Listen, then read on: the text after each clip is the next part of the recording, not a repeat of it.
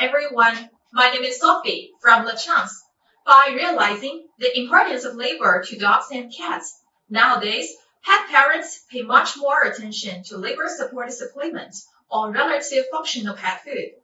Stopped by the high cost or single ingredient of current products in the market.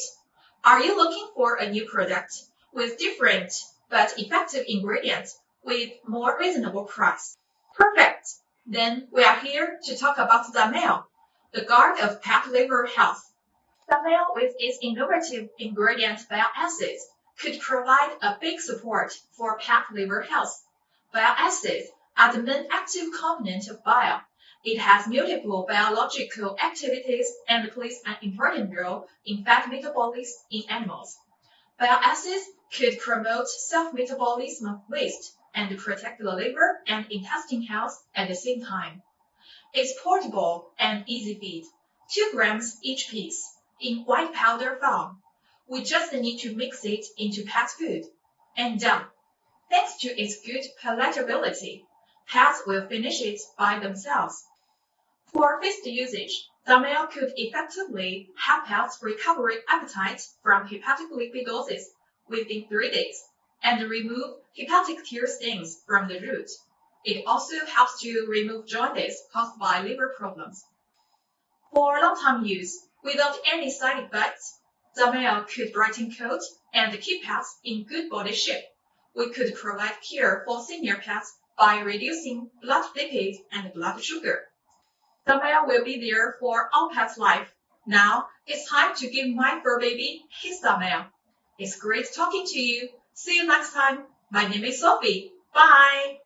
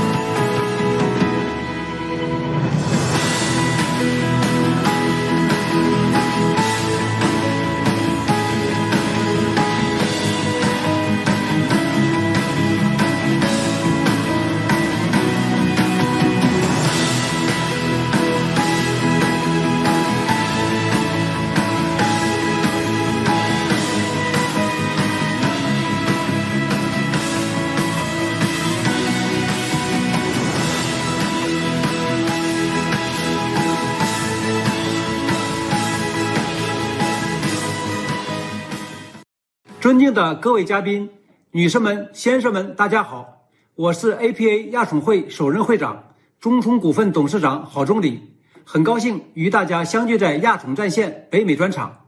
我仅代表 APA 亚宠会对出席本次活动的各位嘉宾致以最诚挚的问候和热烈的欢迎。2020年是特殊的一年，全球范围内受到了疫情的冲击，许多海内外业界同行也因此遗憾地错过了8月份的亚洲宠物展。疫情暂时阻碍了我们面对面的沟通与交流，但目前海内外合作伙伴、采购商以及众多的国内企业都有着强烈的贸易需求，急需更多的贸易机会和展示平台。基于目前的现状，亚宠在线北美专场应虚而生，是由亚宠会联合北美地区主流行业协会以及行业媒体共同发起的活动。今天我们相聚线上，不负众望，汇聚了来自国内外上百家品牌，1000余名观众，精准对接外贸需求，共享双边零售市场最新动态与产品最新发展趋势。亚宠在线活动即将正式启动，我仅代表 APA 亚宠会感谢各位合作伙伴：美国世界宠物协会、加拿大宠物协会、美国宠物用品协会、美国宠物行业经销商协会、浙江省进出口宠物食品用品行业协会、山东省宠物行业协会和国内外各大媒体。祝愿各位嘉宾通过本次专场活动建立深厚的合作关系，促进宠物行业外贸业务的进一步的发展壮大。谢谢。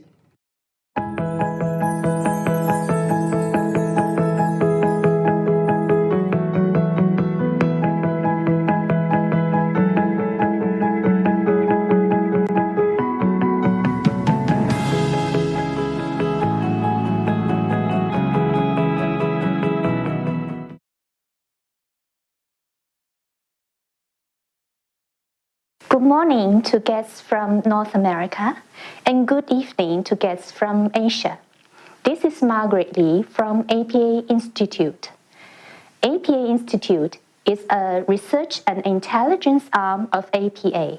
We produce China Pet Industry Annual Report, and the 2020 report is our first edition. I would like to take this opportunity to give you an overview of the China pet market.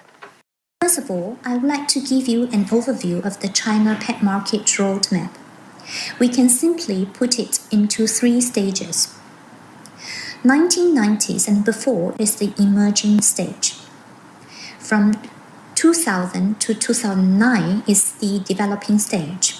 From 2010 till now is the fast-growing stage. During different stages, manufacturers, trades and merchants, and consumers have shown different features. During the emerging stage, there were few local manufacturers. Mars enters into China market in 1995. On the traders and the merchant side, mainly in the form of stands or stalls in wet markets. During that time, pet hospital emerges, and pet owners start to treat pet as companion. Consumptions are mainly imported goods. During the developing stage, local manufacturers are mainly OEMs and ODMs, suppliers for overseas market. Due to urbanization, wet markets gradually phased out, and professional pet shops emerges, and online trading starts. And pet owners start to treat pets as family members. During the fast-growing stage, local market grows fast, and export market decreases. Comparison. China OEM suppliers start to look for local market, and new local brands start to rise. Online trading volume keeps growing. Vertical online platforms emerges. Multi-type trading channels coexist. On the consumption side, consumption upgrading is very obvious. Pet owners become pet servants. Now I would like to go through with you the dynamics behind the fast growth of China pet market.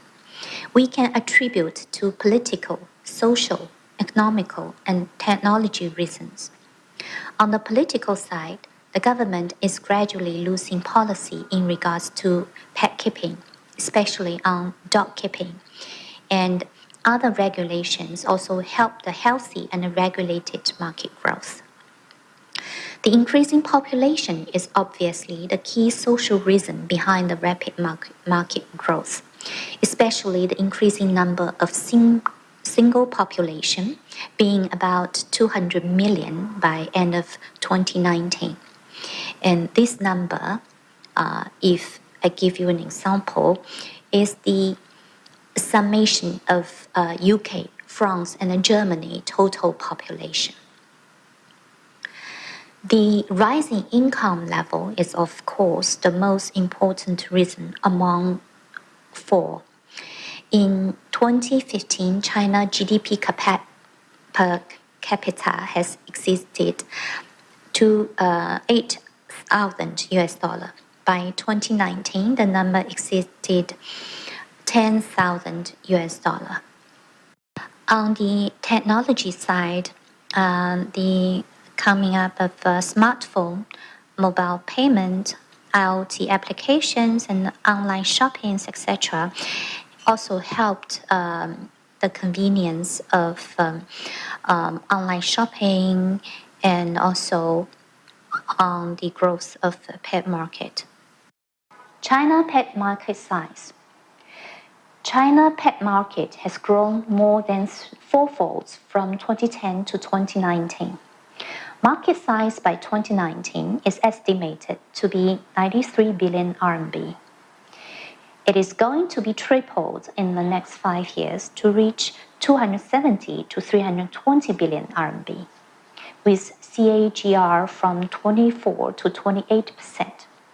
Comparing to matured markets such as USA, the growth rate is around 3 to 5%. Such high growth in the past 9 years can be attributed to higher penetration rate and consumption upgrading. China pet penetration rate increases from 5 to 8% in 2010 to 17% in 2019, about 2 to 3 times in 9 years. Comparing to other markets' penetration rate, China still fall far behind. USA has 67%, Australia 62%, UK 44%, while Korea is 26%. Considering lifestyle and housing condition, China market is more comparable to Korea market, which means we still have another 50% growth on penetration rate at least. The other important reason for China market high growth rate is due to consumption upgrading. On the following page, we can find the pet consumption percentage out of monthly household income in China versus USA. In 2010, only 0.17% of total monthly household income has been spent on pet, whereas this number increases to 0.29% in 2019 in China. This clearly shows Chinese consumers become more willing to spend money on pets. In comparison, the percentage in the US market changed little during the past 1 decade. But there are still 1.8-fold difference between the consumption rate between these two markets. Therefore, these indicate the market potential for China is huge.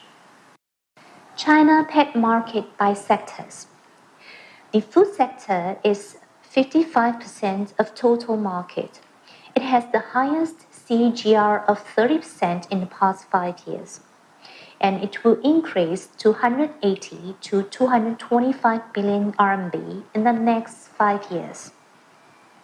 The food sector will have the highest growth rate among all 3 sectors. In service sector, vet care accounts for 60 to 70% market share. It is expected to have CAGR 20% in the coming 5 years. Vet care has 2 major players in China. Xinruipeng and Ruipai occupies about 70% of pet hospitals and clinics all over China. In comparison, U.S. service sector is about 40% in total, while vet care takes 3/4. Other services such as pet grooming, pet boarding, pet training are highly fragmented and diversified. But certain emerging services such as boarding and training continue to grow fast. Pet supplies accounts for 20% of total market, with CAGR 14% in the past 5 years. This sector is highly diversified, with top players occupies only 1% market share. China pet food market players. 1 decade ago, China pet food market was mainly dominated by international brands like Mars and Nestle. But situation has been changed ever since. Now among the top 9 brands, 5 are local and 4 are international. The rest, 65 to 70% of the food market, are occupied by long-tail small companies. Such situation is due to the flourishing of local brands. So, is there still business opportunity for international brands? The answer is surely yes. In the following part, I will introduce what's the consumer trends and industrial trends and marketing trends so that you may find your unique fits and what is the proper way to enter into the China market. Here's trend 1, cat or dog. First of all, let's see what type of pet has the highest market potential, cat or dog. In the past 10 years, the number of cats increases twice as many as the dog. Cat is the most favored by Gen Z young generation and the social elites who become new pet owners. According to Tmall and Alimama research, cat owners tend to be single and young, while dog owners tend to be married person. 55% of cat owners are under 30. More cat owners are in first-tier and second-tier cities where home space is more constrained due to the higher rental or real estate price. These owners are more demanding, tend to spend more money on high premium products, international products, comparing to dog owners. As what we can see from the following page, a statistics from Tmall and Taobao online purchase for cat food and dog food. Cat owners purchase 76% international brands and 24% local foods, whereas dog owners purchase 28% international brands and 72% local foods. Normally, the international brands are more expensive than local foods. As cat owners are more demanding and prefer international brands, cat food market has surely more opportunity for international premium products. There is obvious demand preference among different group of pet owners. Therefore, it is important to know the China pet owner demographic profile. In the next 2 pages, I'm going to show you these trends. Trend 3. Female owners and younger owners are on the rise. There are more female owners and younger owners. Female owner accounts for 61% and 50 owners are under the age of 30. 85% under the age of 40. Female and younger owners are more demanding, have higher requirements, which I'm going to show you in the coming slides. Trend 4. Higher educational level and income owners. 74% pet owners has monthly income level higher than 5,000 RMB, which at least is 50% higher than average urban monthly income of 3,271 RMB. 71% pet owners are bachelor degree or above. This trend also implies higher dispensable income, more knowledgeable, and more demanding for products and services. Trend 5. Higher requirements for pet food. Chinese pet owners are more sophisticated and picky than they used to be. As what's shown on this page, a report from Frost and Sullivan study indicates such trend. The top 2 requirements for pet food are whether the raw materials and ingredients meet the nutritional needs and whether it is easy to be digested. These 2 requirements are very specific and particular, whereas price-quality ratio ranks number 3 and the brand awareness only ranks number 6. This finding implies that pet owners in China put quality above price and branding. Therefore, high-quality brands have more opportunities in China pet market. Trend 6. Online purchase on the rise. Online purchase increases significantly in the past 10 years, especially from 2014 till now. In 2019, online purchase versus offline purchase is 50-50. On the next slide, we can see although the growth rate decreases over the years because of larger base year by year, online purchase growth rate is still twice as fast as offline purchase. Online consumers is becoming younger, and the post-90s consumers are the key driving force for the market growth.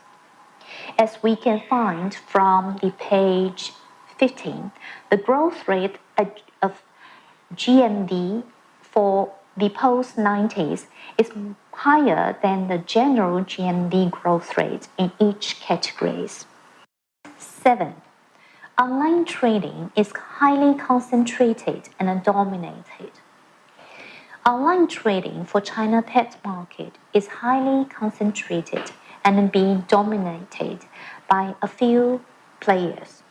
The top 1 platform accounts for 60% of total online market share in 2019 based on GMV statistics. The number 2 platform market share drops sharply to 2.7%. The rest long-tail small online platforms occupies 1/3 of the market. Of course, there's a gap between GMV, which means gross merchandise value, and the real transaction value, which on the ballpark is 40%. 8. Cloud-owning pets is popular. Cloud-owning pets become so popular nowadays. Before physically owning a pet, the quasi-pet owners keep their pets digitally via watching pet short videos online, learning pet knowledge, getting ready to own pets, and choosing which type of pet they prefer to keep. Every 5.4 seconds, there is a pet live video broadcast posted online, and the average watching time is 1 hour per day. The highest number of views a day is 700 million. From September 2019 to May 2020, the number of short videos of Kuaishou pet grows by 22%. Well, after sharing the market trends, I would like to point out some challenges for foreign brands entering into China market. First challenge is the entry barrier, government regulations for pet food. As any other governments, China government also imposed regulations for imported pet foods. The product must be listed on the approved product list for imported animal feeds, and the manufacturer must be listed on the registered overseas pet food manufacturers list. And it must have a quarantine approval, which is imported animal and plant permit for PRC. And for the custom declaration, it must show animal and plant inspection and a quarantine entry permit, quarantine certificate, certificate of origin, contract, bill of landing, invoices, etc. And must go through spot inspection, check certificate and permission, label inspection and sensory tests, etc.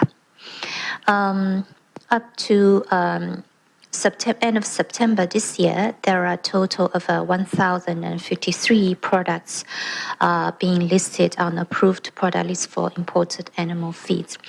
And there are still 300 products on the waiting list to get the permit. If we look at the current market share for overseas product, Canada leads the number one, which takes about 1/4 of the entire market share of imported products in China, and followed by the United States, Thailand, Netherlands, New Zealand, and France. And the other countries also takes about 1/4 of the market share. After knowing the challenges for import regulations, the other challenge I would like to highlight to you is the changing customer preference on brand marketing in China. As the internet, smartphone, and various mobile apps being so normal to our life, online purchase become more and more popular in China. Live video online sales become so popular. Watching and buying via online sales live video channel has turned to be a consumer habit nowadays. One extreme example perhaps I would like to give you is this year's Tmall Double 11 Shopping Carnival. On the first day, on October 21st, the number one internet celebrity, Favour, has 140 million views in her live room on Tmall and generated 3.5 billion RMB sales on that day. The top second internet celebrity, Li Yaqi, has 160 million views and generated 3.2 billion RMB sales on the very same day. This is incredibly record-breaking sales ever for one day, one man sales. On the right hand is the volume of daily active user on the very same day on different platforms. As you can see, the e-commerce live broadcast on Tmall and Taobao has 400 million users. Short video on TikTok and Kuaishou has DAU of 400 million and 300 million respectively. On Bilibili, the DAU is 50 million, and Xiaohongshu has 25 million. So, foreign brands entering into China pet market, one challenge you have to face is the new brand marketing and selling approach in China. It is no doubt a challenge for foreign brands who are not familiar with it, and it is a challenge for foreign brands to find the right platform with the right sales ambassador or spokesman or spokeswoman. But First of all, you need to know where is the challenge and then find a way to overcome it. Well, let's summarize the China pet market trends as follows. First, cat numbers growing twice as fast as dog numbers. Second, cat food demand is more refined and premium than dog food. Third, female owners and younger owners on the rise. Fourth, high educational level and income level pet owners. Fifth, higher requirement for pet food and pet products. Sixth, online purchase on the rise. Seventh, online trading highly concentrated and dominated. Eighth, cloud owning pets becomes popular. Well, this is the overview of the China pet market. Hope it will be helpful for you to have a brief understanding of the China market. As now we all know, the China market is growing fast and has good potential. But the China market is substantially different from the North American market. Hope the above introduction will give you a broad view of how to enter into the China market. If you need further assistance, please don't be hesitate to approach APA. We will try our best to help you.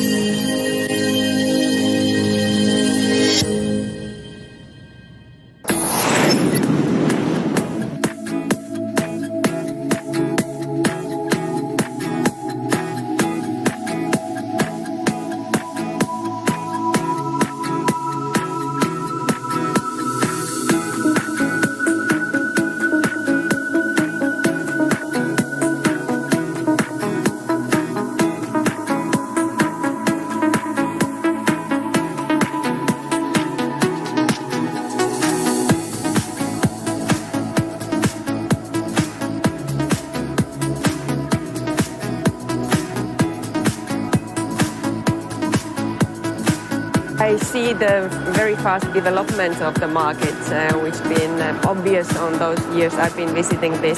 So every year there are new brands coming up and the fast development of the pet business in general. That's great. I think this is one of the best global shows that there is, international shows. Now being on the Pet Fair Asia, all those impressions seem to be true, as we had made a lot of contacts to a lot of people here. Though we just start selling our products next year, we received a lot of interest, and a lot of people that are very, very, very interested in selling our products.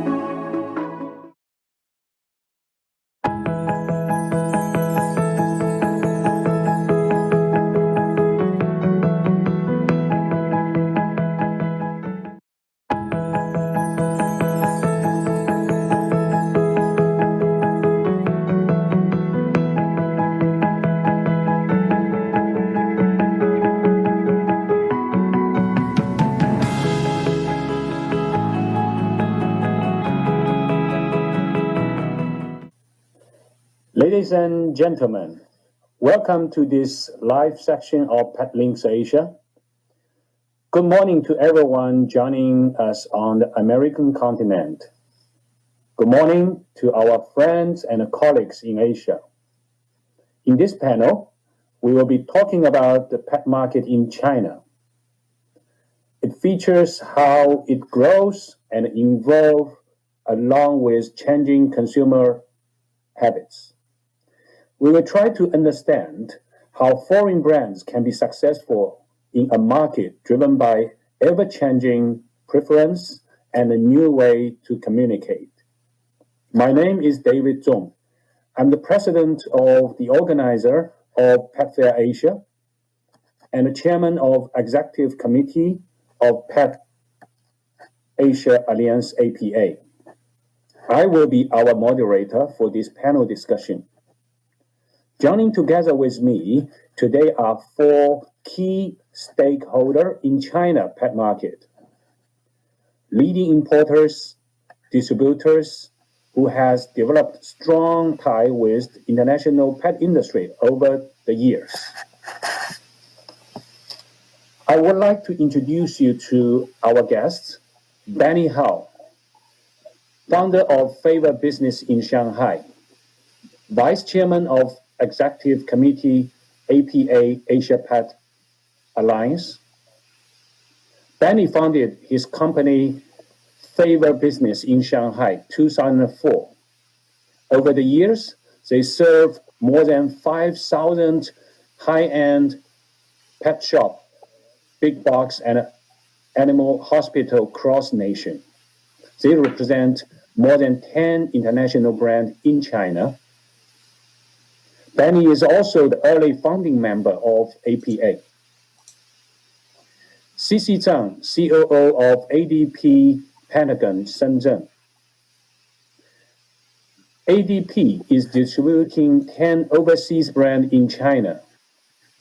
Cici from Italy, and Gimburn and Cat's Bath from Germany.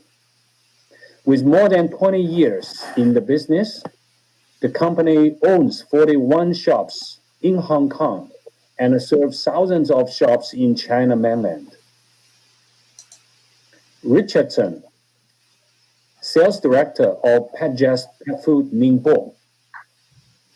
PetJust is the exclusive distributor of Canadian company Pecurian in China, developing brands such as Go and Now Fresh in the market, where they know as tremendous success. Chen Ming, CEO of Caris, Beijing.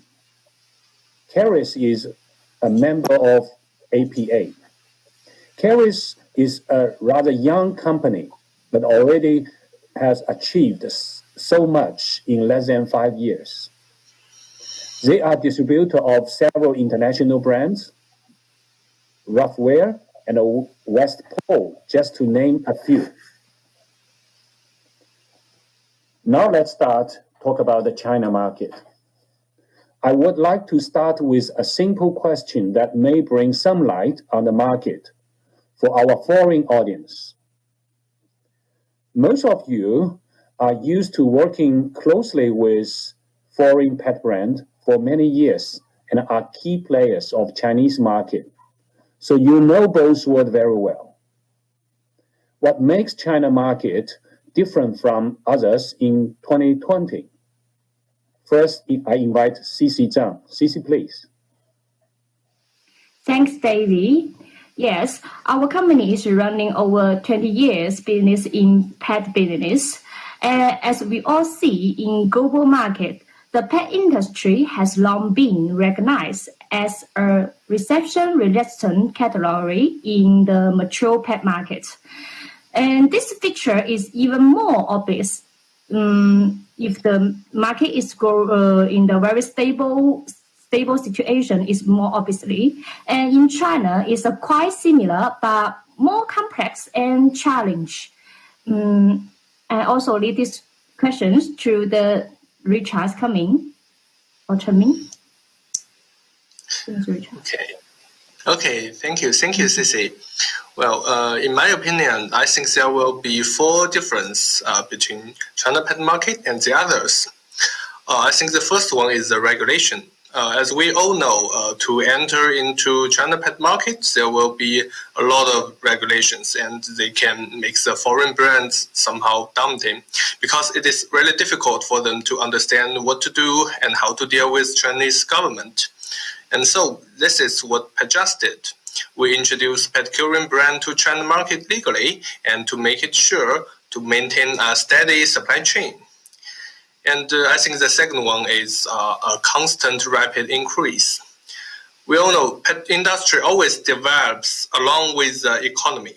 And this has been proven in European, North America, and also Japan. And it is also happening in China. In 2020, China may be the only major economy in the world to achieve economic growth. And compared with mature market, as we just mentioned, the potential of China pet market is far from fully developed. We believe that the China pet market will keep a constant rapid increase. And the third one, I think it's high-speed information transmission. China has maybe the best mobile internet in the world. That means all the information can travel so fast and so widely. As a result, the brand should have a macro perspective. How to maintain the price system, how to deal with the possible public relation accident, how to promote the new products. It's really important to always remember that the information can be spread in a very high speed and in a very broad way. And for the last, I think in China pet market, there are diversity of the consumers' needs. China owns a huge and rapidly growing pet market. It is so huge that there are many different demands. This may bring some challenges, but also may bring opportunities. I think every brand and product may succeed in China. But more importantly, we should understand who are our target consumers and how can our service and products meet their needs. Thank you. Thank you, Richard. Thank you, Cici. For my opinion is, first of all, I would like to thank to our government. China did well from beginning to control the COVID-19 virus to get our life back to normal. And secondly, I think China online business, like just Richard said, had a very strong foundation compared to other Western countries. People spent 74 billion USD on Tmall platform in the past 11 days during Double 11 shopping festival. We were focusing on online business. Third, I think the difference is the culture makes a different market. For example, big cities in China like Beijing, Shanghai, Shenzhen, people are working very hard until very late, and their life, they live in a very fast tempo. They don't have to take care of their pets. When the virus comes in and they stay at home and thinking about, maybe it's my time to get a pet, they will choose the cat first. In that case, we can see that's why Chinese cat business grows very faster than other countries. And overall, I believe in 2020, we will continue doing online shop very well, and the cat market will continue growth very fast. That's it, David. Thank you, Zhengming. Okay, the next question will be about pet keeping. The question will go to Benny. Benny, you have been building your business for almost 20 years, along with the development of the Chinese pet market. Can you share with us about the changes in consumer behavior over this period of time, especially in terms of pet keeping, the relation between pets and their owners? Thanks, David. For this question, I have to say the most important change for the past 15 years is not the behavior, but the consumers. Because 15 years ago, the 60s, the post-60s and 70s generation used to be the main group of the pet owner. But right now, the main consumer group is the post-90s generation.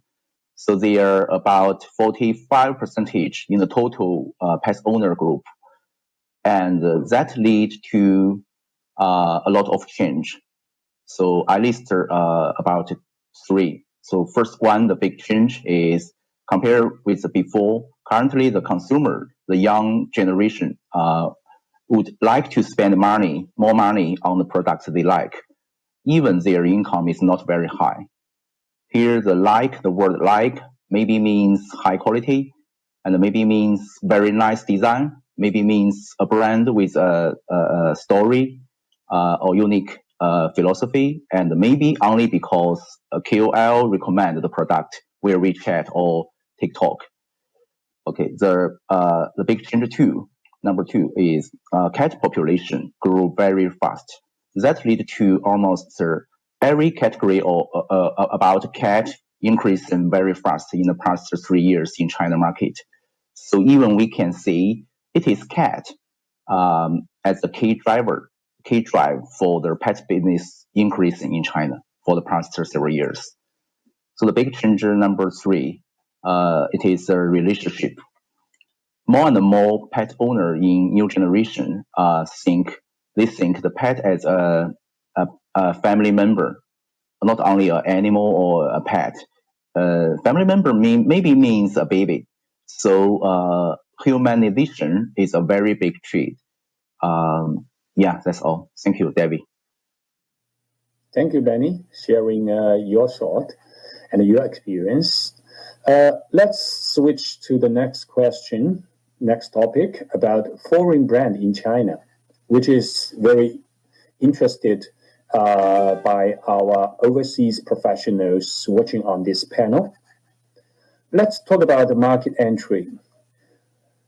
With many international brands already present in China and a new local brand emerging, the market has become very competitive and challenging, but remain full of opportunity for international brands. Cici, how do you think international brands still can enter the market and become successful? Cici? Well, thank you, David. I think China has entered the Brexit market on these few years. In fact, it's pushing us to think, in the good way, what we can break through. We know the huge opportunity in China is from the growing numbers of the pet owners. They are very, very young generations, like the Benny mentioned before. And this is also one reason why the pet business in China become very successful in online channels. For my suggestion, first, we can take a few times to locate the clear brand value position before enter the market. Do some analysis with your local partners will help too. Second important thing is to get close to your consumer. It always works, and make sure we understand what they need so we can give what they want. These simple 2 steps will make your brand easier to be success in local market. Thank you, Cici. Richard, is being labeled foreign brand enough to gain consumer trust? What really matters to Chinese consumers today? Richard? Thank you, David. Well, I think quality is the most important thing. I think quality is the key to consumers' trust. Well, yes, we all know that North America and Europe have the most mature and strict regulation on pet food. Regarding to this, products made in Canada actually have its advantage. Consumers will trust their quality because of its strict regulation. But I think that's not enough. The new pet owners, as mentioned by Cici, in China, increased rapidly in the last few years. Who are they? PetJust found that most of the new pet owners are highly educated and have high income, and most of them have their loyalty. So they are eager to learn what is best for their pets and have some acknowledgement on how to feed their fur kids properly. So that's why the nutrition profile becomes important. For example, Go chicken, turkey, duck, cat food recipe. It contains as highly as more than 46% of protein, which ranks the top even in the high protein recipes among a lot of the import brands. I think that's exactly what the Chinese market needs. And so it has become one of the most popular cat food recipes in China. And also the ingredient source also matters. Petagon and many other brands claims to use human-grade ingredients, and this makes the consumers feel safe and comfortable. Moreover, recall issue is another important factor. Elmira, the manufacturer of Petagon, has 0 recall issues during the past years. All of these factors gives consumers the trust. The consumers trust the quality, and then they will trust the brand. I think that is the most important thing today. Thank you, David. Thank you, Richard. The next question goes to Tengming. Tengming, what criteria are important for you as a distributor when you choose to work with a foreign brand? Tengming, please. Yes, David. Well, we have 3 standards for carriers to choose brands in the world. Number 1 is quality, as Richard says. China is a manufacturing country. They make good quality and less priced products. When the foreign brands wants to come to China, they need to make sure their products is that people trust the quality. And second is creatively research and development. Make sure we have purple products to meet customer demands and market trends. 3 is we need to have the same goals. We need to choose the brands come first or the benefit comes first. Well, we would choose the helping brand to get successful in China. So we will choose brand first. David.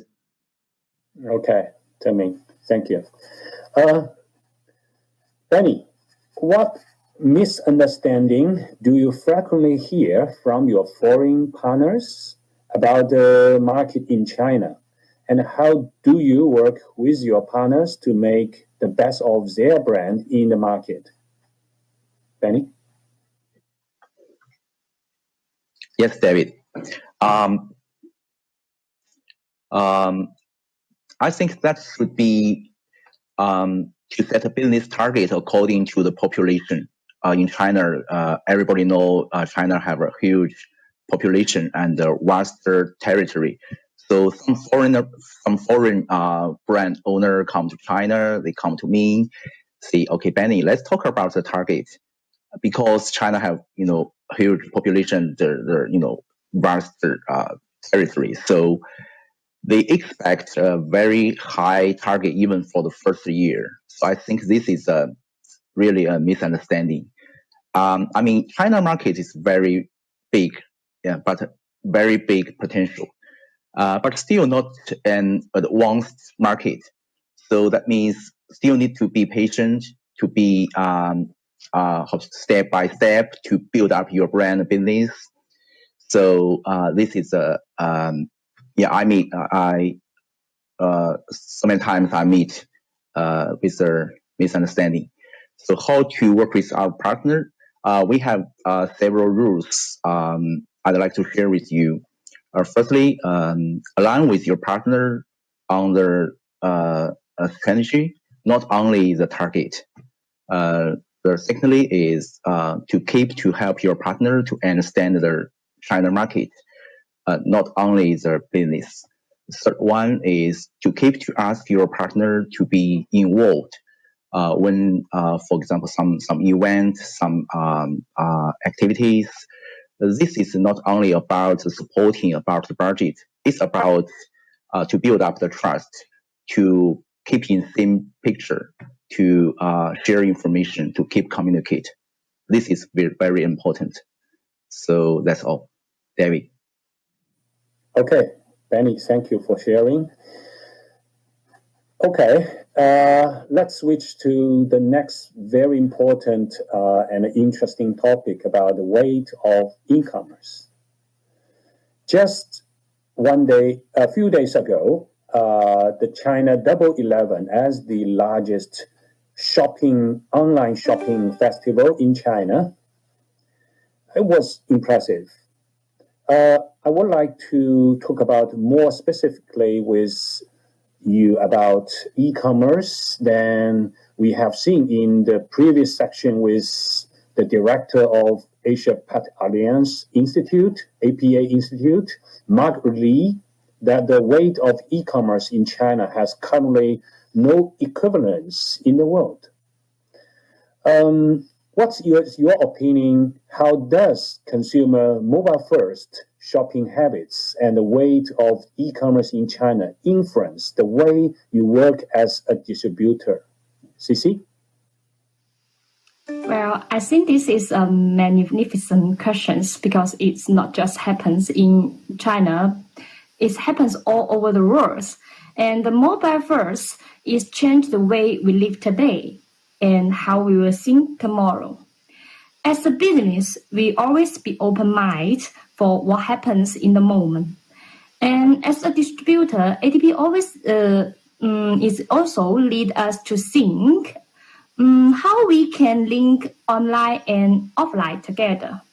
In our QPet shops, we provide multi-ways to consumer, not only just buy from the shops. We also provide the phone ordering, the ordering online and pick up from your needless deliver cabinet. We also provide the buy online and the deliver to your house. Stay-at-home orders create a perfect environment for the pet business too. We always encourage our customers to embrace change as a great opportunity and give them the support we are needed in changing. Thank you, David. And I leave this question to... Okay, thank you, Cici. Well, maybe a little different from your business, Petjusts. Our business is mostly online business. And in my opinion, I think there will be two major points that makes e-commerce business different from the traditional ways. I think the first one is periodical sales promoting. As David just mentioned, the Double 11, the biggest shopping festival, online shopping festival in China, has just passed. And yes, in the past 11 days, the sales performance is really remarkable. And I think to play well during the festival requires very well acknowledgement in stocking and have a very mature price control system. This is really important because you have the festivals and the other days, how to balance the sales and how to control your stocking. And the second one, I think it's about better service. We all know that online shopping different from the offline ones. It's lack of the shopping experience because we cannot communicate with the others face to face. So online sales requires better service. For us, Petjust, we has done a lot of things. For example, we put in use of anti-counterfeit mark for a long time. Each bag of the products sold by Petjust can be checked by the consumer. The consumer just need to use the tracking code and they can see where it's from and it can be checked easily. And also, Such mechanism makes the consumers believe that PetJust will take its responsibility to make sure that this product is authentic and the quality is guaranteed. Also, we cast about the after-sales service. PetJust takes every after-sales issue seriously. As you may see, it's our slogan, every life deserves respect. It's not only a slogan, it's what every member in PetJust do. When we handle with questions from pet owners, we have empathy. We try to understand the pet owners' anxieties, and we offer the best service to them. And I think that's how the mutual trust between PetJust and the consumers built, and that's the difference from the offline shopping. Thank you. Thank you, David. Okay, thank you, Richard. Thank you, Cici. Now the next question goes to Taming. What space for brick and mortar shops will this still survive in an all digital economy? Taming? Yes, David. I think physical shops still have space and potentials to grow. People need to get their pets to grooming. They have to walk into the physical shops. But the problem is that most of physical shops, they believe grooming is their number one profit point, which I cannot agree with that. We all can do the calculate that how many pets that one person can groom in one day, maybe 10, maybe 15. We found there are some shops who also has their own Taobao online shop. They run their WeChat groups and they sell products very well. As a distributor, we also need to help them to get customers walk into the shop, help them to support them sales materials, help them to keep retail price from online stable. Overall, physical shops need to get community with their consumers and use online tools to sell products. I think they need to change to survive in the all digital economy now. David. Okay, thank you, Taming. Now let's have Benny with us. Benny, what next step can we expect in the e-commerce revolution? Benny. Yes, David. For these questions, I'd like to suggest everybody to pay attention to intelligent hardware and the IoT, the Internet of Things. So because the big data system and AI technology system have been used, and especially the IoT is became true with the everywhere the 5G developing. So more and more intelligent hardware will be used with our pets, such as smart feeder, smart collar with GPS tracker or motion sensor. So in the future, you will be informed what you or your pet need. Even the system know you and your pet much better than yourself. Maybe they will send you your wish list and they will ship you the product automatically, of course, with your permitting. So this is my thought about these questions. Thank you, David. Thank you, Benny. Thank you, Benny. Before we wrap up, I have a very last question. It is quite interesting for our Western audience. Is China market, especially during the pandemic and the post-pandemic, an image of future global retail trend? We saw in the previous presentation explosive growth of e-commerce in China. Do you believe this trend is bound to see a similar development in Western world? Cici and Bunny, I'd like to have your opinion. Cici, please. Thank you, Davey. For my opinion, I think it does. The change of the buying behavior from offline to online is happening all over the world. Before the coronavirus, maybe or people always talking like China is the mobile country or the online shopping country. But when we can see all over the world, the new online business for pets is also growing very fast. And add to this growing ability of the pet supply online, all of this has meant a big breakthrough start to 2020 for the pet industry. Thank you. Okay, thank you, Cici. For this question, my answer is maybe no, because there are so many different between China and the Western market, such as the retail industry developing stage, or the population density, the delivery costs, and the culture, the shopping habits. So many differences. So my opinion is the e-commerce will be also, of course, grow fast in Western, but not same as in China. But will not follow the same routine as China.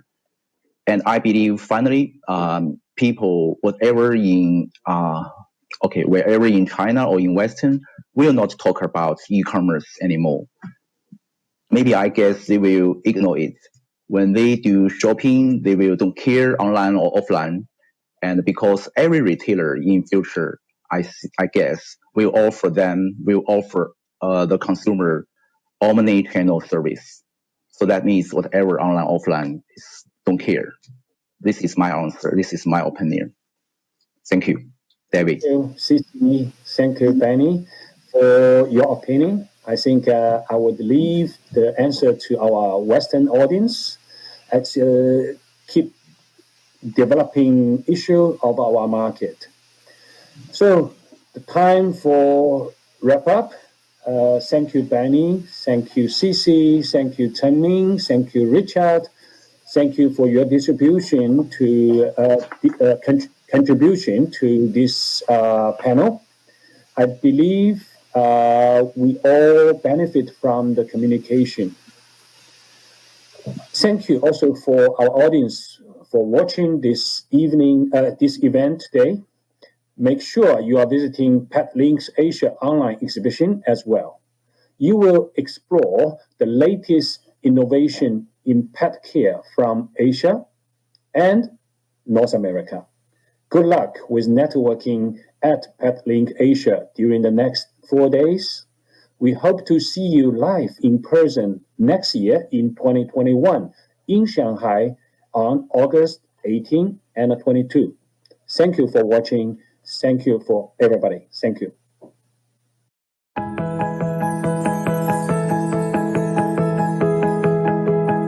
For over 30 years, we've created a unique charm of a marine culture by establishing production and R&D bases in Zhejiang, Jiangsu, Tianjin, Guangdong, Chongqing, etc. Our core value is being united, practical, dedicated, and innovative. Our ultimate goal is to create a 100-year-old science company. We've now become the world's largest aquarium production basis, with products sold to 80 countries and regions.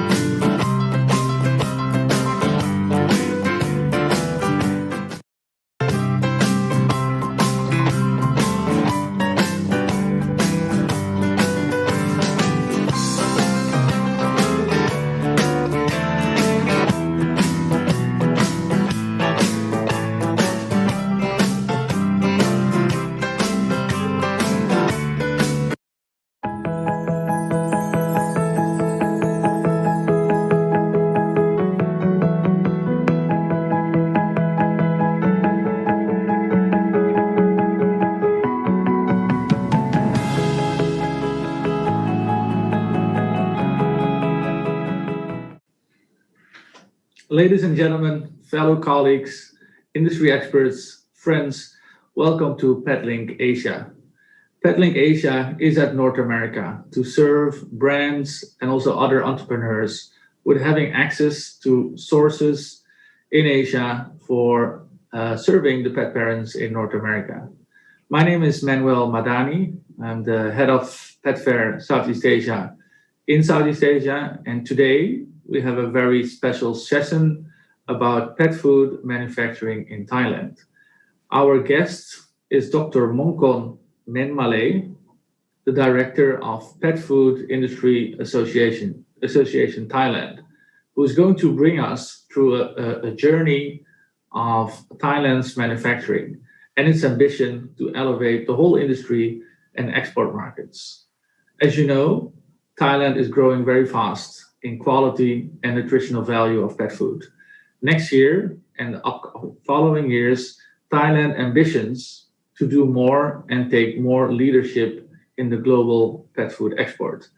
I would like to welcome Dr. Mongkon Menmalay to share with us a presentation on how Thailand is going to change the pet food industry in the future. Dr. Mongkon, welcome. Hello. Good morning, everyone, for the Peddling Asia, North America. I am Dr. Mongkon Menmalay, PIA Director. I would like to show you how Thai pet food manufacturing can be the high support for the Thai pet food export around the globe.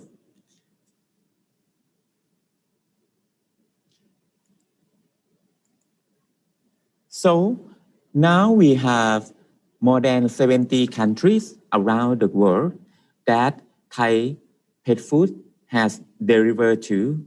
So you can see this is the color in the green one that we serve to the all customer around the globe.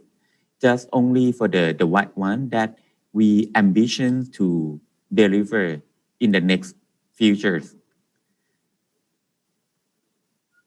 The most market country customer would be the US, Japan, Australia, and also the Europe region. So we aim to fulfill all the green around the globe would be fulfilled with the Thai pet food products. And I'd like to introduce to our Pet Food Industry Association Thailand. Since Thai government named Department of Livestock Development start to control the pet food in years 2003. Then before that, 2002, the PIA, the first established since October 2002 from the 5 co-founders company members from Beta Grow, Mars, Nestle, Nutrix, and Sea Value. So this is, we really first start with the PIA association from the 5 companies members. And we have the objectives that compose of the 6 objectives, but I like to overview you that the first one, our objective is to promote business of the pet food for the manufacturing activities and the trade activities, and support to help the member resolve the obstacle problem and be the center of the negotiation with the external affairs sector. And the very important things, we are promoting the quality of the products. That this is our heart, our ambitions, that we would like to maintain the highly quality of the pet products. And we are the center to cooperate with the good relationship with the government sector that help us to promote the pet food industry, and also would like to invite government to participate into we call the regulation together, and we build the standard together to promote the pet food industry to comply with the international standard. Yes, we starting from the 5 member companies. And now 2020, we have now 31 members this year. As you can see, 18 that our association established since 2002 from the 1 digit to second digit, and now we have 31 company members that composing of the manufacturing companies, 21 members, but it's not mean that we have 21 factories, you know, because some members, they have like more than one factories, okay?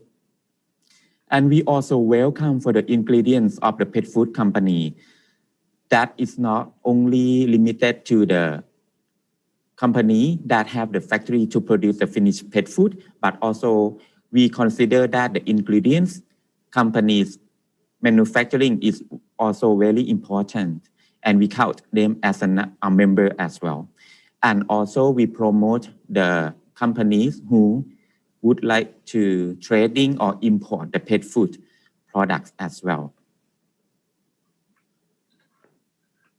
With the 18 years of service global pet food market, as you can see, we growing up year by year, and also we delivered the very beautiful of the value of the export pet food market to the growth. So last year, we hit the 1.4 billion US dollar last year, and we rank as number 4, continuing 4 years already.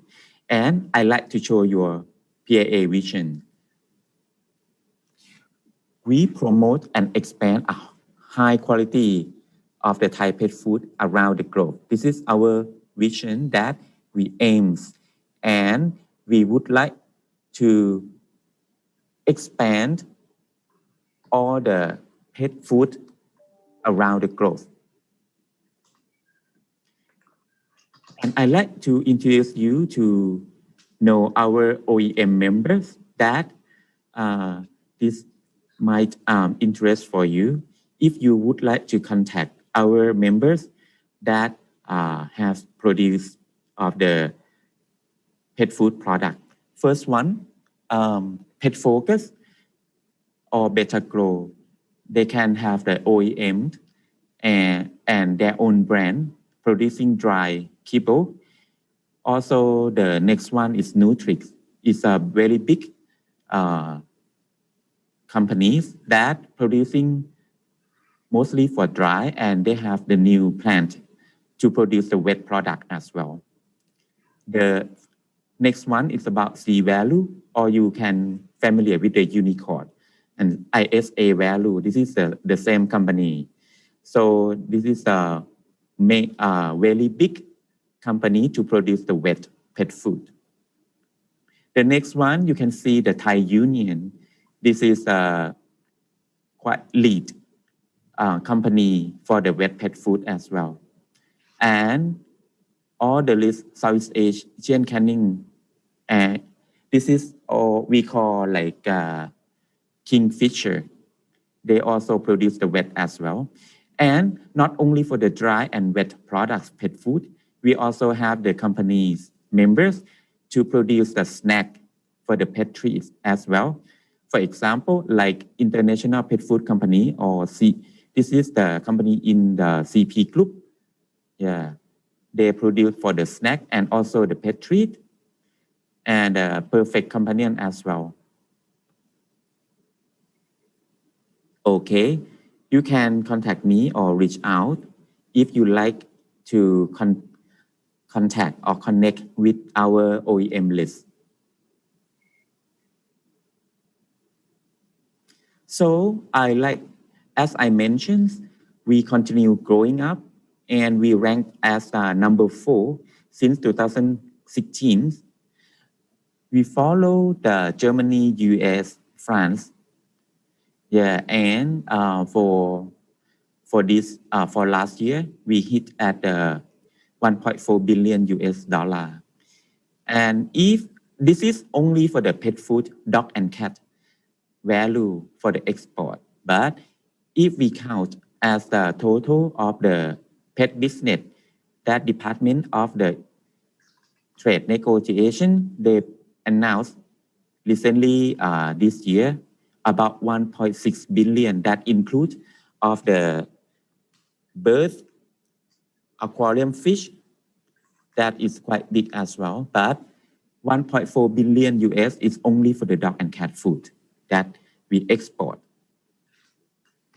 So you may have a question if the COVID-19 is impacting for the pet export or not. But I would like to show you that yes, it is, but it's impact into the very positive way, because this year, the first quarter, the value of the export pet food year on year is higher comparing to the last year. So only for the first quarter, we hit the target that we gain more and more of the exporting value to the India, US, ASEAN country, and Australia, respectively.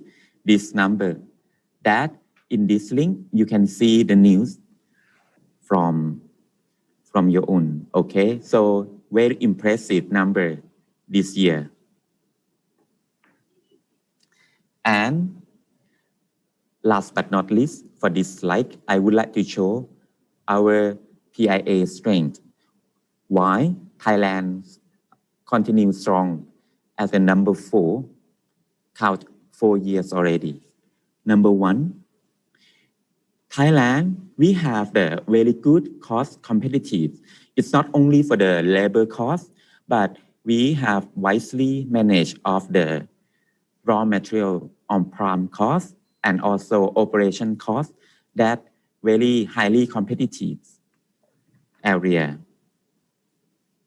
Next one, we have very strong R&D process and application, you know. So like if we have order from the customer about the product prototype, we have the people that are very good and ambitions to develop, to have the R&D fast moving, that we can have a very highly competitive on the R&D. Next one is about the product quality. Thailand is very good to maintain the highly quality of the products to meet customer satisfactions. And once you are Thai customer, so we would like to serve you and continue serve you again and again. So we call engaging customer.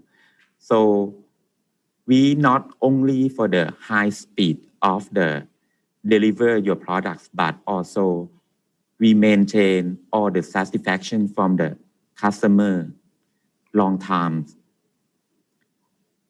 And as you know, the pet food standard, Thai have the pet food standard, but it's not only Thai government created or pet food industry do it, but we apply for the all pet food standard around the world, international pet food standard, whether like AFCO, CDF, NRC, we apply for all pet food standard to make a good quality of the pet food products. And we believe that we maintain the very good compliance.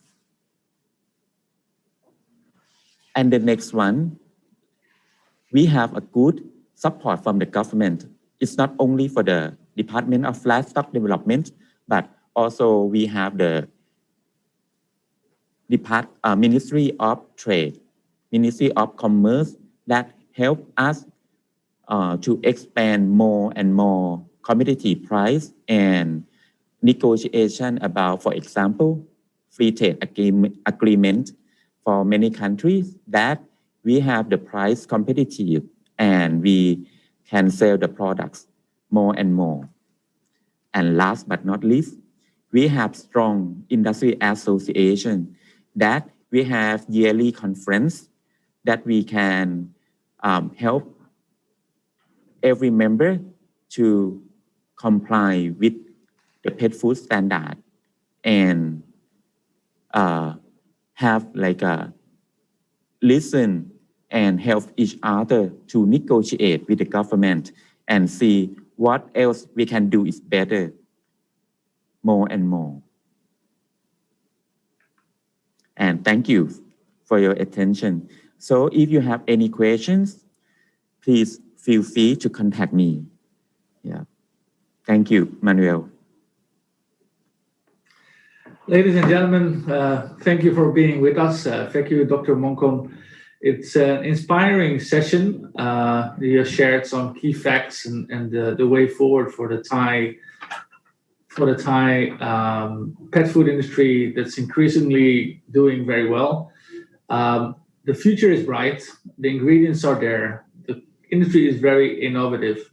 Would you have any questions with regard to the industry or one of the OEMs that is a member of the PIA?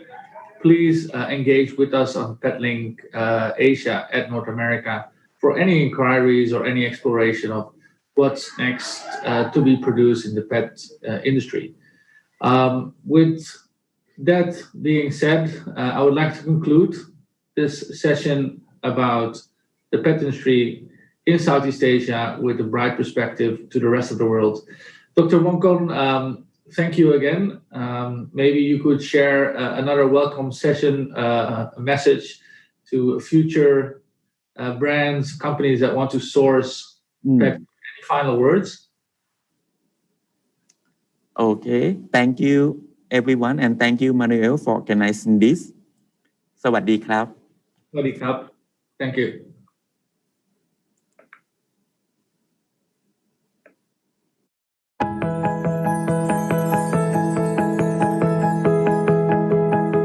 Hello and Sawadee Krap from Bangkok. My name is Johannes and I'm in the project team of Pet Fair Southeast Asia. Pet Fair Southeast Asia is the latest regional expansion of the Pet Fair network into Southeast Asia, a region home to some of the world's fastest growing pet markets worldwide.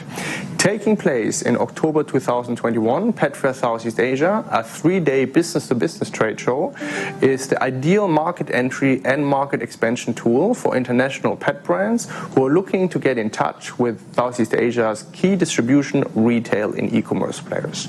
Furthermore, the fair will serve as a pet food sourcing hub for international OEM buyers, as all of Thailand's leading pet food manufacturers will be exhibiting. If you're interested in Southeast Asia as a market, send me a message here on PetLink Asia or visit www.petfair-sea.com.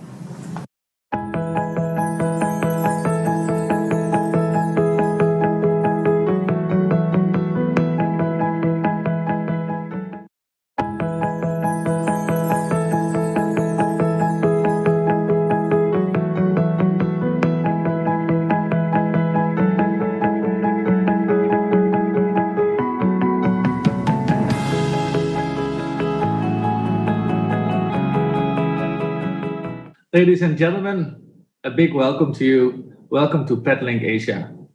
Today, we have a very special guest, a guest that's an expert in pet food manufacturing and production in Southeast Asia.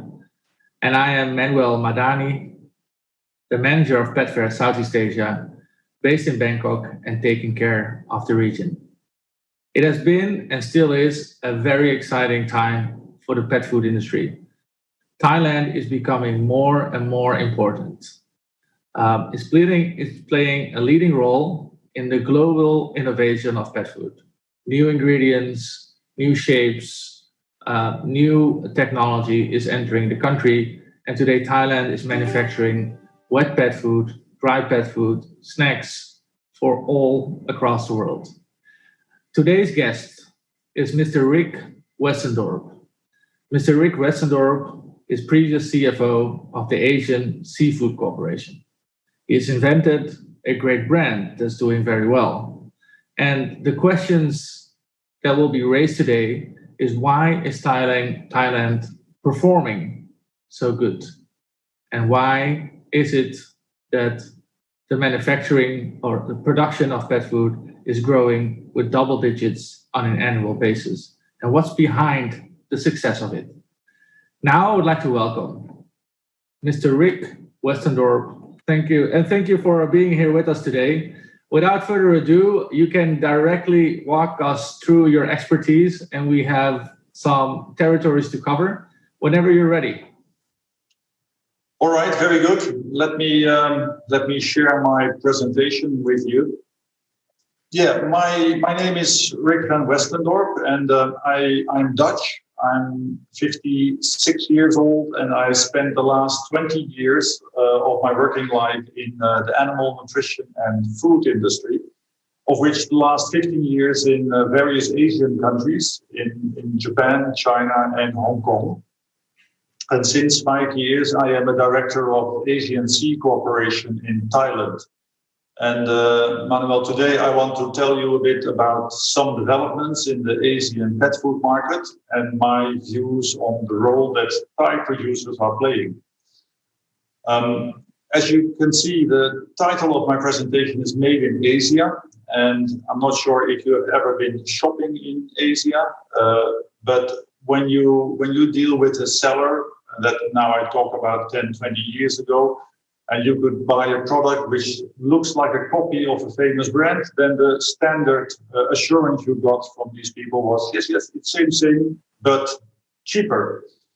And in my presentation, I crossed that out and I replaced it by better, and I hope to explain to you why I did that. Another thing is you'll notice the logo of Monshu, and Monshu is a new pet food brand. It's an exciting new development within our company. And in fact, I want to explain that this is also important for our OEM customers worldwide.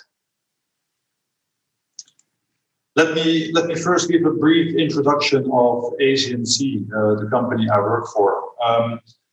Starting in the 1980s, our business was originally the production of seafood, mostly frozen shrimp and frozen squid, which we export to all major markets. Later on, we built a canning factory and entered into the tuna canning business. And to be honest, we were not the only ones. Thailand is the main producer of canned tuna in the world, and we are one of them. And since farming has become a main source of shrimp and seafood products, we also expanded our business into aquaculture feed in order to have a better control over our supply chain. And pet food was originally a byproduct of our tuna canning business, because the brown meat of tuna is not really suitable for consumption by humans, so that was processed into wet pet food. But since the 10 years or so, we have heavily invested in this business and now have created a business in its own right. Today we operate 5 factories, 2 in frozen seafood, one cannery for tuna and pet food, and 1 feed factory for shrimp and fish feed. And these are all located in Thailand. But recently we also invested in a factory in China, and that's where we are producing dry pet food at the moment.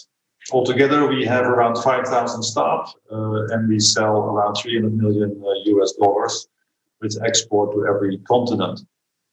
If you look at this story, Manuel, our story is quite typical of Asian OEM producers. We started as a packer, which means that customers supplied raw materials, fish, to us, and we provided the hands, and then we processed them into products. And the main reason why our customers were dealing with us was because the hands were cheap. So it was really a cost-driven motivation. Later on, we subsequently diversified and we started sourcing our own raw materials because this was adding in our efficiency, but it didn't really change the business model as such. However, I would say from 2000 onwards, when quality standards in most consumer markets became more and more strict, and our customers demanded traceability and better certification, we started working much closer to our customers in order to meet those quality requirements and also understand better what really mattered to our customers. And that's where I think the model started from only a packer to become more like a co-developer, where we eventually also engaged into product development together with our customers. And this was particularly driven by pet food, which is a growing market and where there's plenty of innovation going on.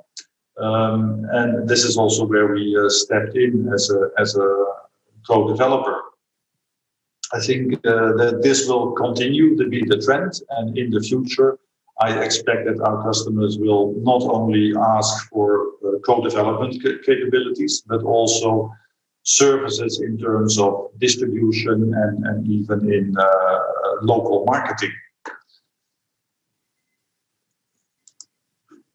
If I would summarize this story, I would say from hands to brands, and this is where we want to talk about a bit more in detail. I told you we are exporting most of our products except aquaculture feed. This is typically sold to domestic farmers here in Thailand. But all our tuna, seafood, and pet food is sold abroad, mostly in America, Europe, and Japan. But this has always been an OEM business, so business to business and no consumer orientation until basically 2 years ago, when we decided to develop our own pet food brand, Monchu. In the graph in the middle of the sheet, you see our pet food sales. We basically quadrupled our sales revenues in the past 5 years.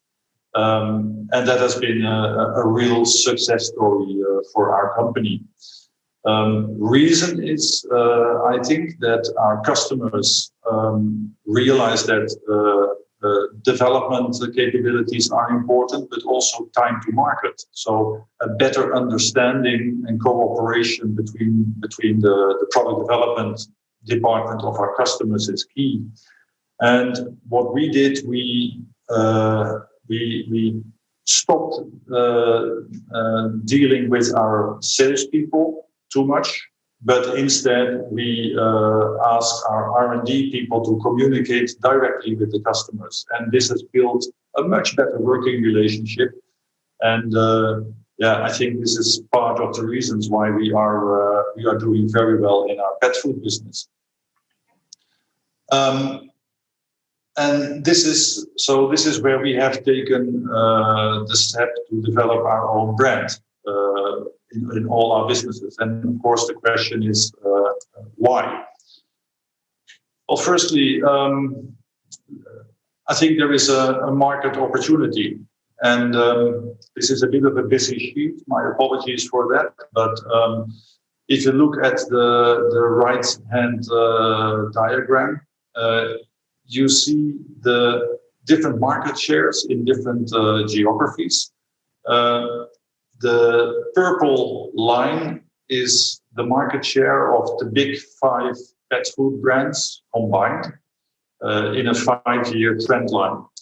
And in the orange line, you see the market share of other brands.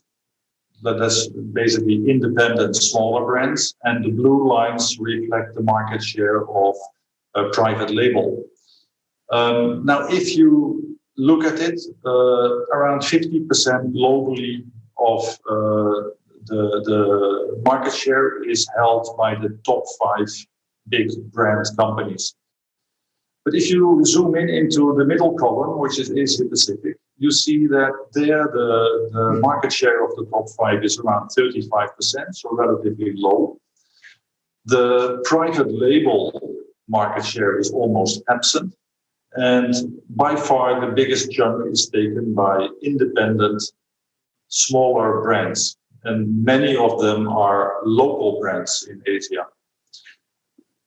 To me, this means that in Asia, consumers have not yet made up their mind, and they are still testing, and there's still room to develop new brands and get market share there.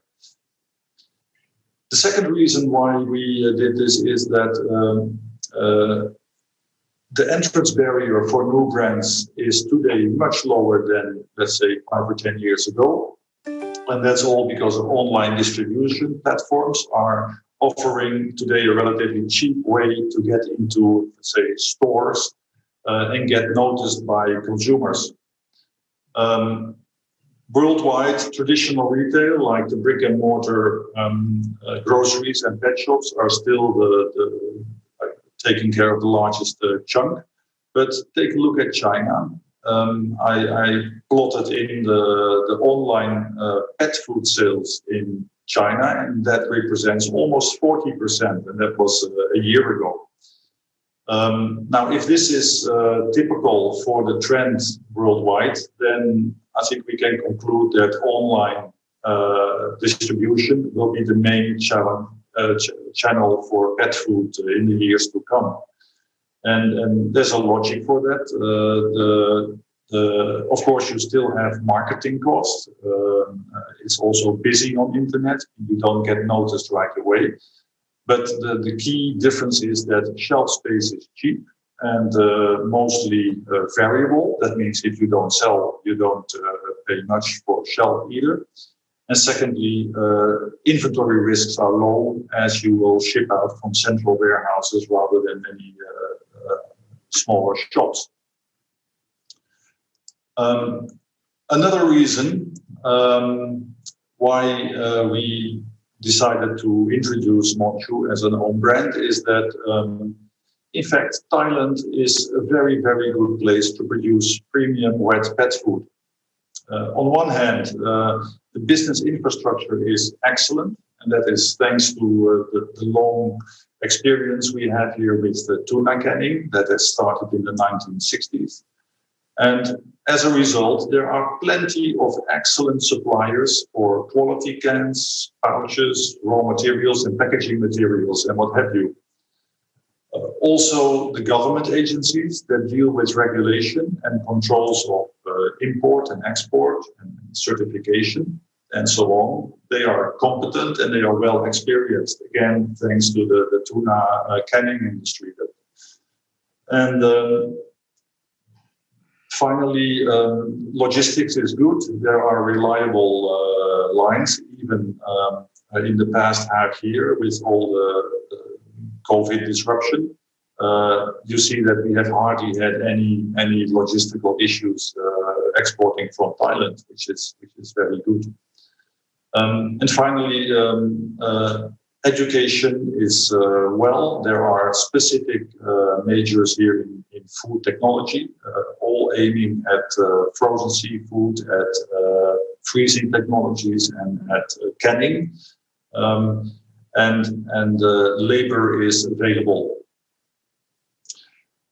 This is, let's say, the general infrastructure. On the other side, I took some time to explain our journey as a company from OEM to packer to more, let's say, sophisticated manufacturer of quality food products. We are not the only one. And in fact, you see that producers in Thailand have invested big money in achieving the standards that the big brand owners are requiring. And that means major money in nutritional assurances, like databases where we track the nutritional information of raw materials, formulation software in order to make sure that we comply with the various regulation, whether it is American AFCO or European Favour. Traceability systems, certification, and audits. All these things require money, and it's not just capacity. A lot is in quality systems. And what you don't see in this sheet is the word cheap, and that's a purpose. It's because of these investments, because of all these systems, they don't come for free. And I think we in Thailand are no longer the cheapest manufacturer of products, be it pet food or other food products. And that's why I think we should not try to compete in those markets, and we should look at the premium segment in the pet food market, and that's where we can move very well. Obviously, in my view, premium cat and dog food will continue to grow, and probably fastest in Asia. In the past, in previous economic downturns, it shows that premium cat and dog food have not really lost much market share. It seems to be pretty recession-proof. And I think today what you see in COVID is that the number of animals that people take is increasing, and they take care of them maybe more than in the past because everybody is working at home. So I think all the arrows are pointing to further growth, and again, this is especially true in Asia. A second conclusion I would. Asian consumers, in my view, are undecided about their brands. They are still willing to try new things. There's opportunity for both international brands and new local brands. It's also the question whether, and this is more related to the last point I mentioned here, that what kind of brand values are actually important for the Asian market. Those may not necessarily be the same as in American or European markets, but maybe they have a local twist and a local flavor. And this is probably what need to be tested in the pet food market in Asia as well. I mentioned I see for wet pet food, Thailand is uniquely well positioned for global supply, and I think this will remain that way. Of course, other countries will catch up, but with the current infrastructure which has been built over decades, this is not going away easily. Yeah. And one final point. I think that brand owners working with subcontractors are realizing that trust and reliability becomes even more important today than maybe it was in the past. Due to COVID and travel restrictions, it's not easy to visit each other, to take a look yourself. You have to trust your partner you are working with. And therefore, I think it is so good that we as Asian C Corporation also have invested in our own brand, because we need to experience what it is to have a brand. We need to be able to connect and communicate with our customers about brand and what's important. Mm-hmm. And this is what we hope to achieve. Other than, of course, we also like to see this brand growing, especially in China and Thailand, where we are aiming at. The line you shared that the top 5 pet food brands are in decline in Southeast Asia, and the Thai consumers are not very loyal. Well, they haven't decided yet. Those two things are related, aren't they? Of course, it's difficult to tell why market shares are moving up and down, and I think there's a sort of natural dynamics to this. But you're right, in not only Thailand but in Asian markets, maybe there is less loyalty to brands at the moment, because there are so many new brands popping up, and people again they want to try. I think that let's say in the next 5 to 10 years, however, there will be winners and there will be losers in this market. And I think it's up to the brand owners to identify the winning arguments for their brand and elaborate on that. But Thailand today is increasing very fast in also pet food ownership, pet parentship. You see it's growing with double digits, and Thailand is going to export more and more. The president of the Thai Pet Food Producing Association, they're aiming to incline to the number 2 or number of being the first in the world. Is that feasible in your perception? In wet pet food? Yes. I think you need to define your segment. Let's be fair. Thailand is good in premium or super premium wet pet food. If you want to have a standard reformed meat from an extruder extruding byproducts and in a gravy, then I would say this is maybe 50-60% of the market. But Thailand is not a big player in that at all. So to be number 1 in the overall wet pet food market, I think that's a dream. But if you look in the super premium segment, maybe Thailand already is number 1. And I realize there is a definition matter, of course. What is exactly super premium? Everybody may have their own opinion, but for sure, in the products that we are producing and our Thai competitors are producing, Thailand is really, really big. Rick, our time is up. We have been given 20 minutes. I think we have already exceeded that time.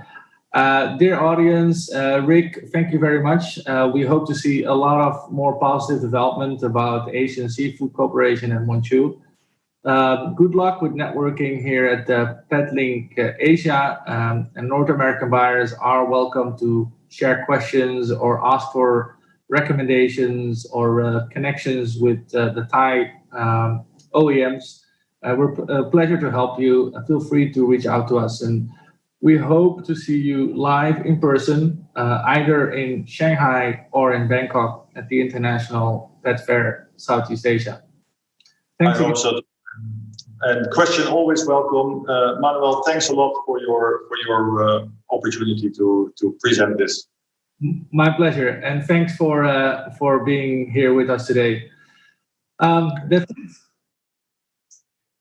I hope you have a nice day, Rick, and the rest can enjoy networking with our exhibitors virtually, and then see you next time. Thank you. Thanks, Rick.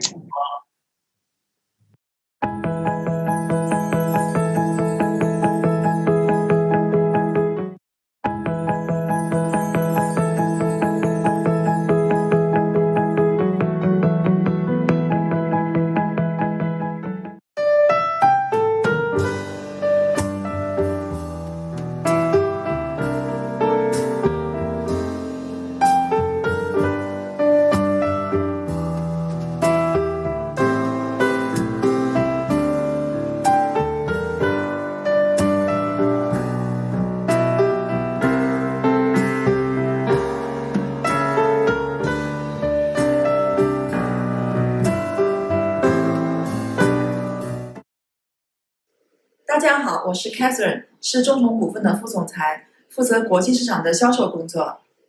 首先，非常感谢亚虫展在这个全球疫情的特殊时期，为我们搭建了本场亚虫在线北美专场的活动，让更多的买家和卖家能够自如沟通、繁荣贸易。本次线上平台也开启了疫情后宠物行业全新的业务模式。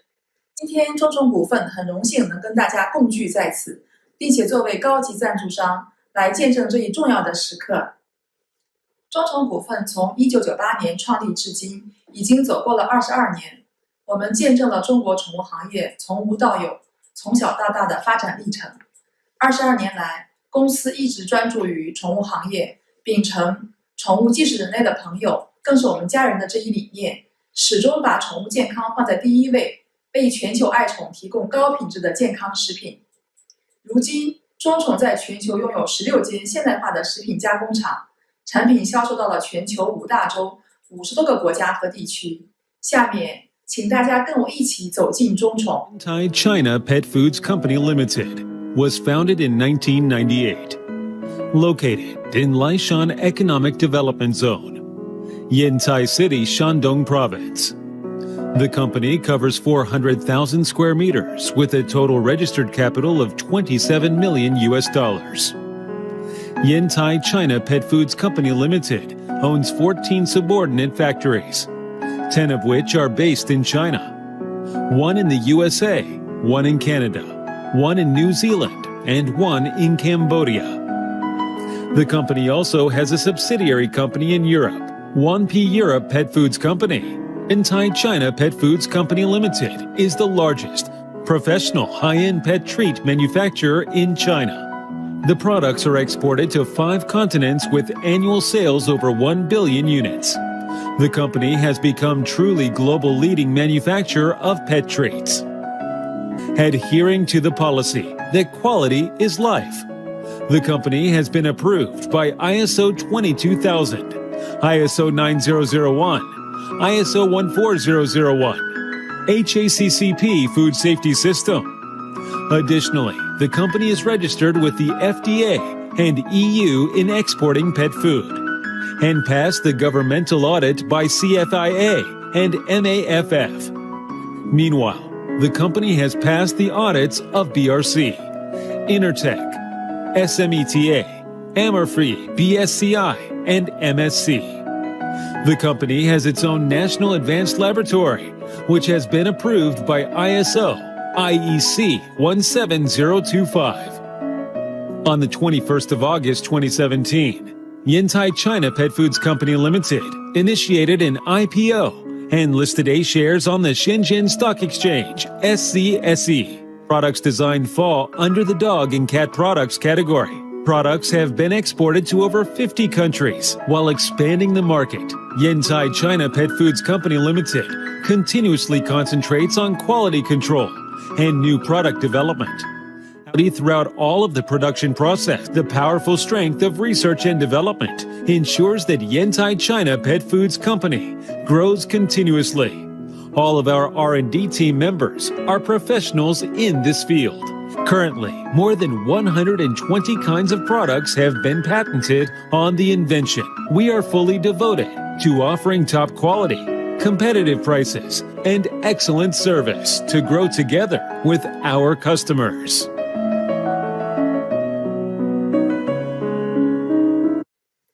多年来，中宠股份始终站在行业的前端，全力推进行业的快速发展。我们坚信，未来一定是供应链和创新的综合发展。中宠股份的全球化战略布局，真正实现了研发全球化、品质管理专业化、成本控制精细化和设备工艺高端化。过去多年，我们自主研发的产品畅销海内外市场，持续满足宠物和宠物主人的多样化需求。去年上市的猫零食产品更是实现了年销数亿袋的佳绩。すぐに見飽きてしまうものよ。今が可愛い人は流行り去りが早いものよ。だからこそではないけど、流行りとかに乗らない方が可愛い私を見つけられるもんで、ずっと可愛いを見続けれる。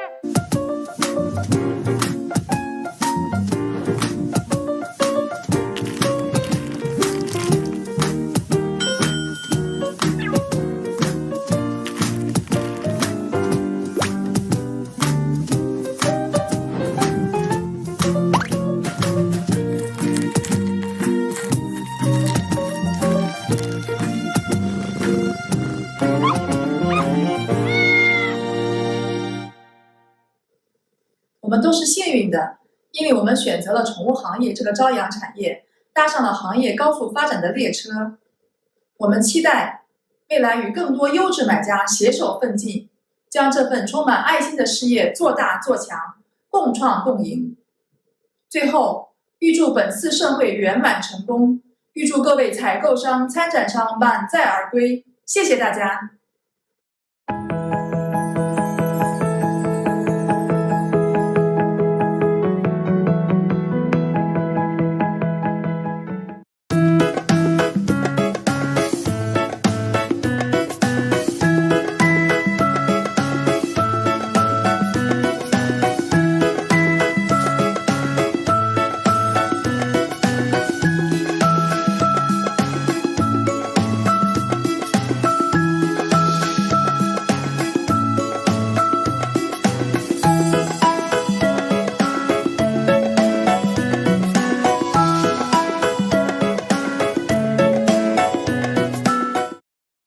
Good afternoon. My name is Wen Liu, the founder of Pet Dream House. Today, I would like to take this opportunity to talk about my company and our product. It is a very new experience to me that I'm talking about my company via this video sharing. And in the next 10 minutes, I would like to share my story of how we've gotten to this and why I thought we should all stop using the standard bowls to feed our pets. I created Pet Dream House based on a very simple issue, the quick eating. But before we talk about the pets, let's look at what happens in a human. A rapid eater, we're all familiar with that. My 8-year-old boy could finish a McDonald's double cheeseburger in 2 minutes and ask me, can I have another one? It is true, and he's not trying to save a burger for his favorite friends. It is simply because he ate too quick. Our brain needs time to realize that we ate something and react back saying, stop, it's full. It's a very complicated signaling system within our body, and eating too fast simply cannot activate. Eating too quick results only in troubles: obesity, choking, less satisfaction, diabetes, and other metabolic syndrome. We all know eating too quick is a bad thing for humans, but what happens when it comes to dogs? Here I want to share a video that I found on YouTube. Okay.